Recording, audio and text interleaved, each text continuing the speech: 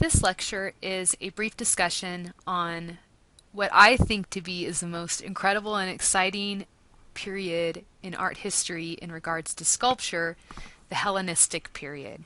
And this is the time in Greek art where all of the gains that artists are making in sculpture become fully realized. And the result is an unparalleled level of sculpture that is realistic, that is emotional, that is poignant, and it really has no rival. I personally believe that Hellenistic sculpture is the most incredible sculpture produced at any time, at any point of art history. Very exciting things. Now we have some comparisons to make here on the screen. These are images that by now I'm sure you're well familiar with. Our dying warriors. We have our dying warrior of the archaic period up at the top.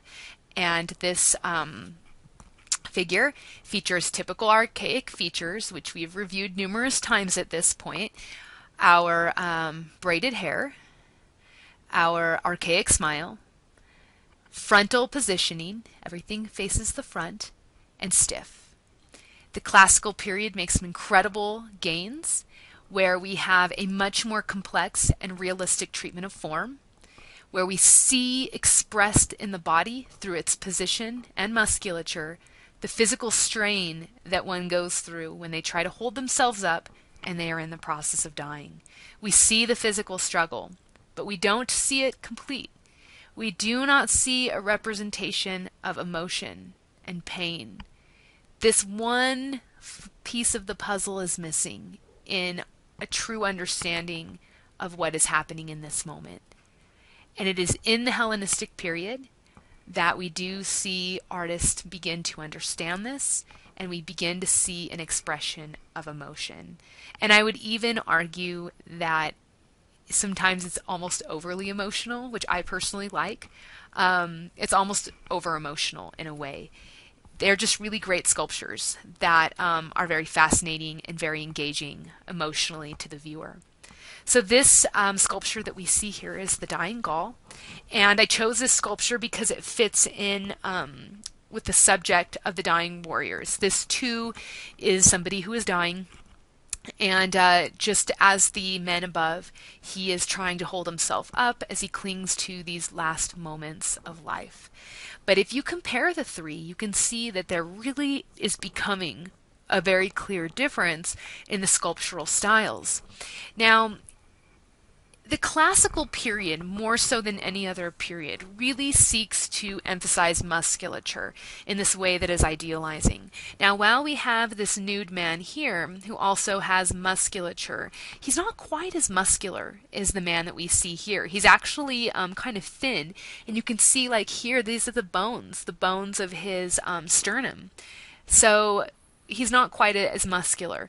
Now, before we go farther, you might be wondering about this nudity. Are these people nude because they fought wars naked? I think that sounds dangerous. Probably that was not the reason. More so, the nudity functions on two levels.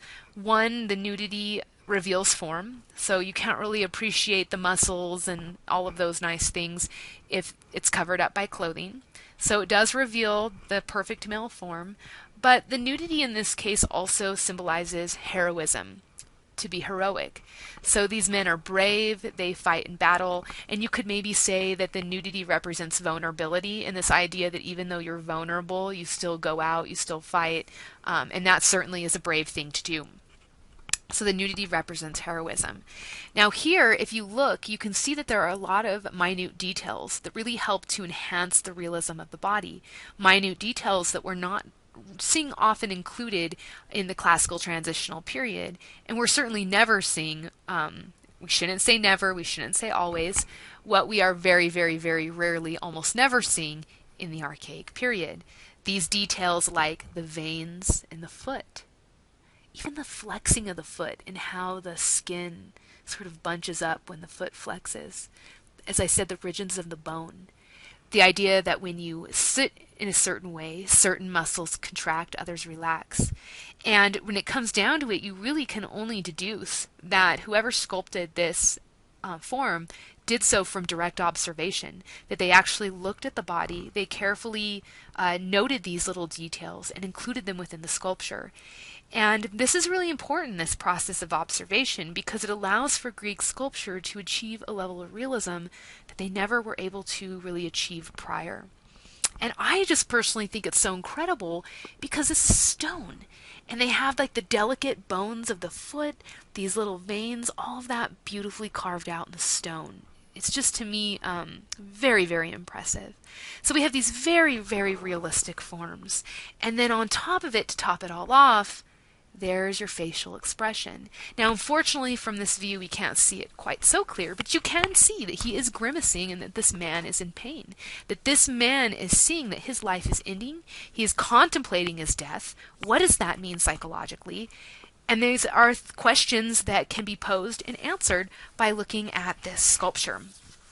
This sculpture is called Dying Gaul, and it is a depiction of an ethnic type, Gaul. And these were people that came from the northern parts of Europe. They were not Greek, and they came down and they tried to take over the Greek territory, and they lost. And the Greeks, though, were very impressed with how brave they were when they were losing, and you can see that in the sculpture, and they also were very impressed by the level of dignity. And so the Greeks made sculpture after sculpture after sculpture of the Gauls as a way to acknowledge this bravery and sense of dignity as something they really respected, perhaps to even encourage their own people to emulate these qualities when they themselves were in battle. Now, I'm pointing out that we're looking at a Gaul because what's significant is that the specific ethnic and racial features are included within this sculpture. And to actually have an acknowledgement of race in early ancient artwork is pretty rare. It's not completely never been seen. We do see representations of race quite often in Egyptian work, but it is, as I said, a rather rare thing. And so the Gauls were very distinct, and they had this like big, poofy, bushy hair. They would wear these ropes around their neck, which were meant to, I suppose, be personal adornment. And then they had these very prominent cheekbones and these very bushy mustaches. So there was this attempt to capture these unique features. Again, this is reflecting this trend towards observation rather than simply creating sculptures from imagination. Let's look at some more examples. Now this is a great sculpture. This is Seated Boxer, and this sculpture is a good example of how Hellenistic artists would take very traditional subjects, but they would experiment with them and they would treat them in a new way. And so we have the very traditional subject of the athlete, but depicted in a way that really had not been seen prior in Greek art.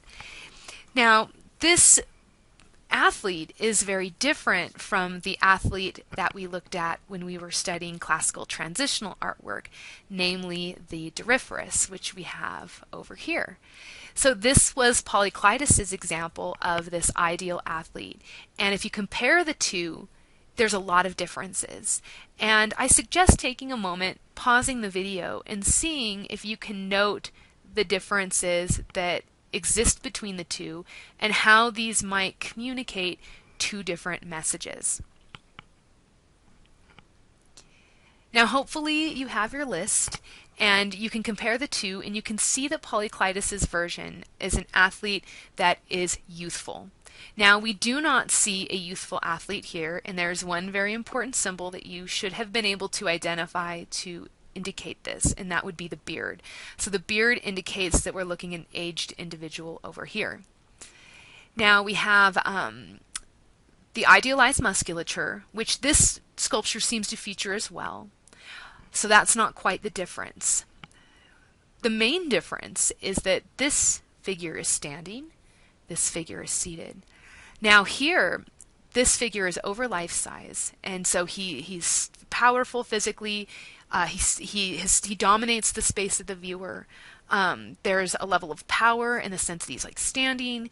He's youthful. He's strong, and we don't get that with the seated posture here. The seated combined with the fact that he is shown looking up, suggests submission. And when we think about that, we think that perhaps we're not looking at a victorious athlete, but that we're instead perhaps looking at a defeated athlete, not a youthful victor like we see here. There's further evidence to indicate that we're likely looking at someone who's been defeated, and those are details that can be found in the face, seen to your right. You can see that his face is cut up and that his nose has been broken, and you can kind of see those gross cauliflower ears right in here. And so this person definitely has taken a beating, and it almost kind of looks, with his sort of like bent body here, that perhaps he's taken many years of beating. And so we're looking at this man who perhaps in his prime was a fighter who won all the time, maybe he was undefeated, and that as age came upon him, he was less often victorious, and now we see him as this man who really cannot win. He is aged, he's past his prime, and there's something kind of sad about the expression here, the lifting up of the eyebrows, that he too feels that sadness, and perhaps maybe he's a little bit embarrassed, he pities himself. There's all kinds of things that you can suggest. The point being, though, is there is emotional dimension to this sculpture that we're meant to, feel bad for this guy who's past his prime and now he just gets beat up all the time. Here we have another example of Hellenistic period artwork. Now what's important about this sculpture is, yes, we are looking at a nude female, and this still remains to be rather rare for the time period. Not completely unheard of, and not rare to the sense that nudity is not often seen, but we do not see a number of nude females that rivals our number of males who are represented in sculpture. What is more important here, though, is the fact that for the first time in the entire history of art, and this has really serious implications for the way that women are depicted in art from here on out, is that we have an image of a nude female that's intended to be eroticized, that is intended to be sexually alluring for a male viewer. Now this is Aphrodite, and we're looking at a different view of Aphrodite, a different narrative, where she was part of a contest as to who is considered the most beautiful female, and she won. And her prize was a golden apple. And so she's depicted, when her arms were still intact, of doing two things. One of them holds up the drapery, and the other holds the apple. The hand that holds the drapery was doing so in a very half-hearted way, which you can kind of get that idea because this is like barely covering her up, and it looks like it's actually in the process of falling down. It's a very half-hearted attempt to hold up the garment, and the idea is it's meant to sort of give the viewer this very exciting, very salacious view, something that would create a sense of sexual anticipation. She barely has a hand on her garment, the other hand holds this apple, and so this idea that if her dress begins to fall, which it certainly looks like it's in the process of doing, that she really doesn't have the hands to kind of hold it up, and that the dress will fall, and there will have this nudity being revealed. And so that was very exciting, for men to contemplate. And then she does have her head turned, but it's not turned to the extent that we saw in other female figures attempting to communicate modesty. It's only like a half turn. It's very coy. She's turned away, she's modest, but not really. It's almost a sort of teasing and inviting sort of turn of the head. And so this actually, believe it or not, was like the porn of Hellenistic period Greece. This was very erotic, and it was very exciting for men to contemplate. Now, erotic sculpture in general, this is a feature of Hellenistic period art, and the artist did make a number of homoerotic sculptures that showed men in highly sexualized positions, and these too were also created for the sexual enjoyment of male viewers.